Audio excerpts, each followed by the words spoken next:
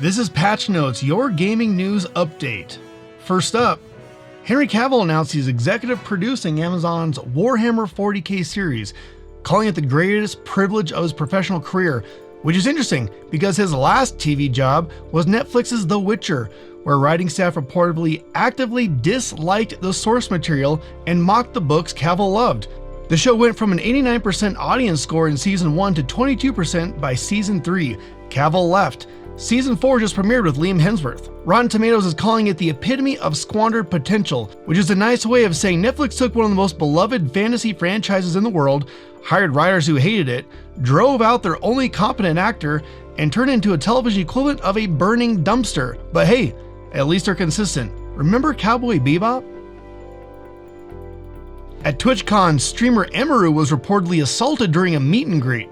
Twitch CEO Dan Clancy apologized and said they're reviewing their safety policies. Yeah, which is weird because I thought rule number 1 was don't get assaulted at the booth. Clancy said they'll rebuild confidence, which is good because they're going to need it when they announce next year's theme, hands-on networking. Microsoft announced on October 24th that Halo Combat Evolved is getting a full remake in Unreal Engine 5. It's called Halo Campaign Evolved, and it launches in 2026. Here's the big news: for the first time ever, Halo is coming to PlayStation. PlayStation, Microsoft's competitor, and Halo, the game that sold the original Xbox in 2001, is now on PlayStation. The Halo community director said, quote, "It's really a new era." Now, you might be wondering, why the complete remake? Why rebrand the studio? Why start over? Well, in 2022, Paramount Plus launched a Halo TV series. Master Chief took his helmet off in the first episode.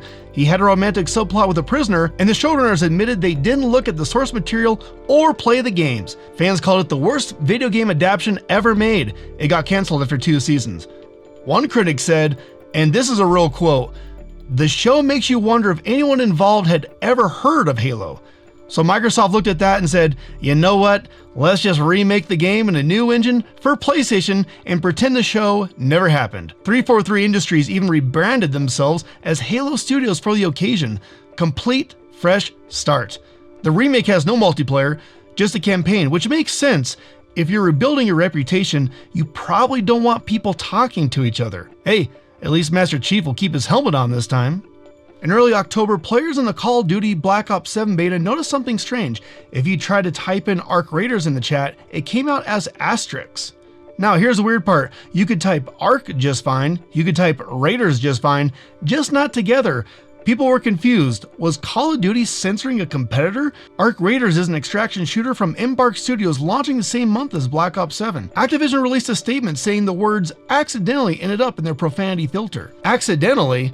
Arc Raiders, a direct competitor launching weeks later, just accidentally ended up on the bad words list. The Arc Raiders developers had a sense of humor about it.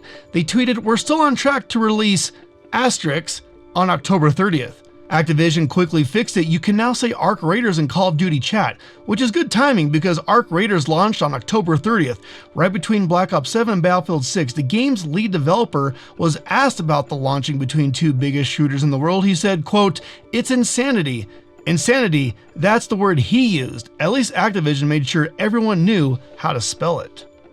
HBO's The Last of Us Season 2 premiered this spring to rave reviews. Critics gave it a 95% on Rotten Tomatoes, calling it ambitious, emotionally devastating, and a masterclass in adaptation. The audience score is 47%. Now, you might be thinking, what went wrong? Well, Season 2 is faithfully adapting The Last of Us Part 2, which won Game of the Year in 2020 and also 299 other Game of the Year awards, the most awarded video game of all time. When that game came out in 2020, critics gave it a 95 on Metacritic. Users gave it a 3.4. The voice actors for the villain received death threats against her newborn son. So HBO looked at this situation and said, yeah, let's adapt that one. Episode 2 killed off Pedro Pascal with a golf club. Ratings have been declining ever since. Season 3 is already greenlit. Activision announced that Call of Duty Black Ops 7 is getting a free trial. The free trial launched on October 28th. Now, Battlefield 6 Season 1 also launched on October 28th. The exact same day. When asked about this timing, Activision said the free trial was, quote, not positioned as a response to Battlefield. Not positioned as a response, same day, same hour, but not a response? The trial gives you access to 10 multiplayer modes, 40 maps, and a Halloween Zombies event. It was scheduled to run for exactly 1 week, right through Battlefield's launch week. But again, Activision insists that this is just a coincidence.